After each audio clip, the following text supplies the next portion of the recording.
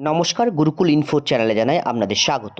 রাজ্যের মাননীয় মুখ্যমন্ত্রী ইতিপূর্বেই ঘোষণা করেছেন যে চাকরির যে বয়সকাল সেটা কিন্তু বাড়ানো হবে। এটা কিন্তু আগেই ঘোষণা করেছিলেন।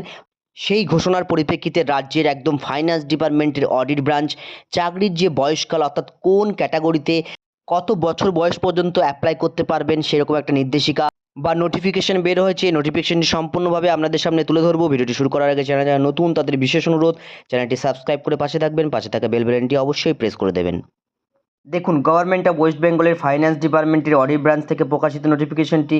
এখানে 1707 যে অর্ডার, সেই অর্ডারের 16 মে অর্থাৎ 2026-এর 16ই মে এই অর্ডারের পরিপ্রেক্ষিতে মাননীয় রাজ্যপাল নিজের ক্ষমতার বলে এবং সেখানে বিভিন্ন আর্টিকেলকে উল্লেখ করে বলা হয়েছে যে নিচের অ্যামেন্ডমেন্টটি এখানে প্রস্তাবিত বা অ্যামেন্ডমেন্টটি এখানে বের করা হয়েছে।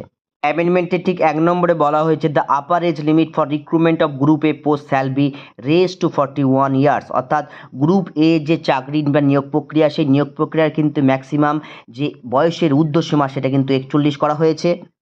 একইভাবে 2 নম্বরে বলা হয়েছে গ্রুপ বি এর ক্ষেত্রে আপার লিমিট একদম রেজ করে 44 ইয়ার্স অর্থাৎ 44 বছর বয়স পর্যন্ত গ্রুপ বি চাকরির পরীক্ষার ক্ষেত্রে অ্যাপ্লাই করা যাবে।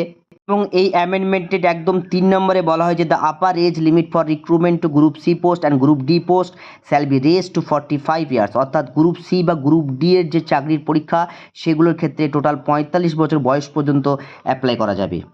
এবং নিচে বলা হয়েছে পাবলিক সার্ভিস কমিশন ছাড়া বাকি যে সমস্ত নিয়োগ প্রক্রিয়া বা নিয়োগ সংস্থা আছে সেগুলোর ক্ষেত্রে টোটাল কিন্তু ঊর্ধ্বসীমা অর্থাৎ রিক্রুটমেন্টের যে বয়স সেই বয়সটা কিন্তু শ্যাল বি 45 ইয়ার্স অর্থাৎ 45 বছর বয়স।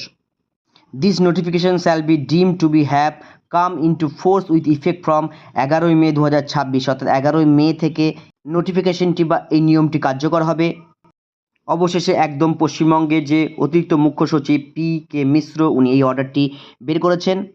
ভিডিওতে এইটুকু তথ্য আপনাদের সামনে শেয়ার করলাম। সকলে ভালো থাকুন, সুস্থ থাকুন, ধন্যবাদ।